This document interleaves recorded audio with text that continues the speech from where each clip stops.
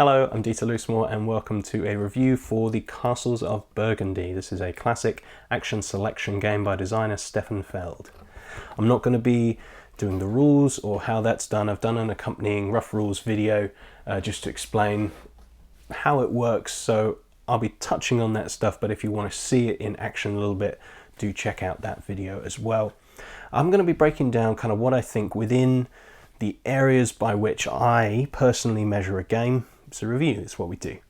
And the first one I typically look at is mechanisms. That's where my attention is typically caught within a game, and I've heard a lot about this game.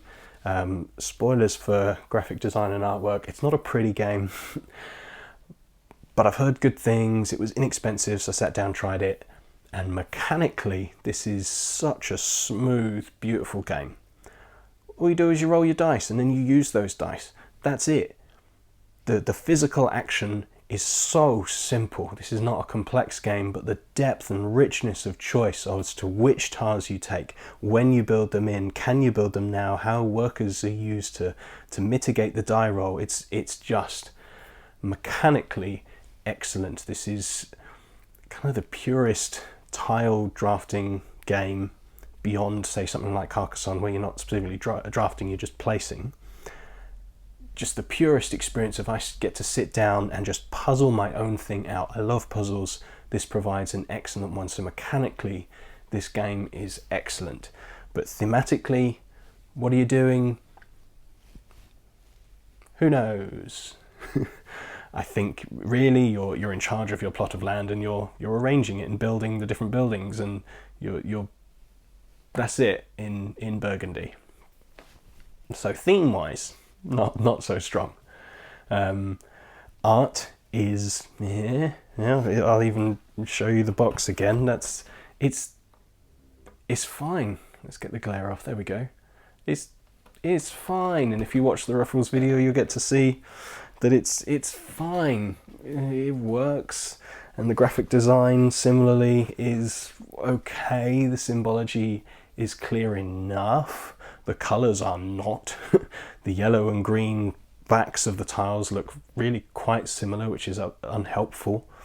And then the brown, beige, whatever it's supposed to be, they're just unattractive colours. The palette that they've chosen is not great, but this is known. This is not a new thing, me suddenly having a controversial idea about this game. This is known. It's not an attractive game at all. Production quality is serviceable. It does the job. The tiles are so thin. The dice are fine, but they're a little small.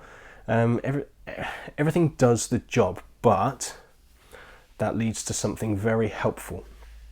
Firstly, it's very inexpensive. For how highly rated this game is, for the sheer joy, for me, of the experience of this game, based on how much you pay for it, there are a few games that match up to this. Generally, you can find this for about £20, I think, £20 to £25 usually, and the amount of gameplay you're going to get out of that is amazing. It's so good. The one kind of negative that I would bring, yes, visually not so good, but in terms of audience and who it's for, the box does say 2 to 4, and it is designed for 2 to 4. It works. It's just going to be quite long because you are focused on your puzzle only and not what anyone else is doing. Yes, the central board where you're drafting tiles from, there's a little bit of, oh, you took the thing I needed, you cheeky so-and-so. That's about it. That's the level of interaction that you're going to get. So if you want interaction, it's not going to be there. So then in a 4-player, a little bit in a 3, but in 4-player, you're going to have a really satisfying turn. You're going to have a great time puzzling it all out, getting the things that you want. How do you mitigate everything? Oh, I've got some silver, so I can get this bonus thing. Great. And now I sit for a while.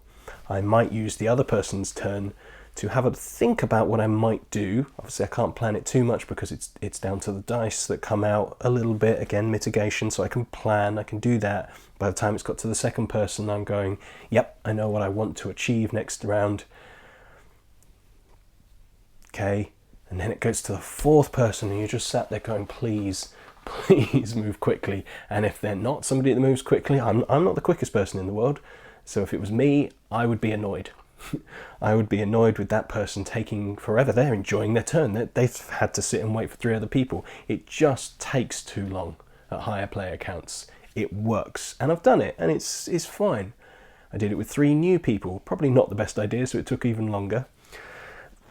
It's fine, but at 2 players, it gives me all the time to enjoy this experience and all the time to plan my next turn whilst the other person's having a go, with just about enough time to look up, see and appreciate what they're doing as well. So 2 players, 3 works. 3's good. 4, don't do it.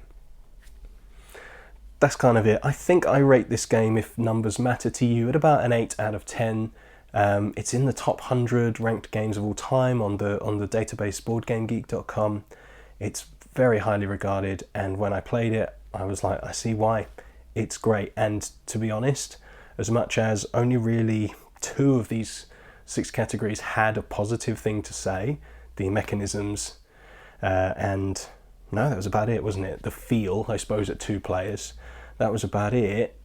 It genuinely overcomes all of the negative things. They are just swept aside by the sheer pleasure of playing this game and just experiencing just a purely Euro-mechanical game of getting cheap tiles, putting them on your board, getting points, shipping goods, all this stuff that is a dull theme. It's such a dull theme, but it's such a pleasure to play. So much fun. I really would recommend it. This is a great one. That is the Castles of Burgundy. I'm told that's quite a common thing for Stefan Feld. They're quite mechanical games. I think I've only played the Castles of Burgundy and Castles of Burgundy the card game, which does a good job at shrinking it down. But that's the Castles of Burgundy. It's great. It really is. Ignore all the bad stuff. It's so worth its money. Get it. Thank you for watching. You can subscribe to this channel if you haven't already by hitting the subscribe button and clicking the bell icon so you stay updated. And you can find me on social media by searching Win Some Loosemore. I'll be back again with another video very soon. I hope you'll join me for it. Thank you very much. I've been Dieter for Win Some Loosemore. Goodbye.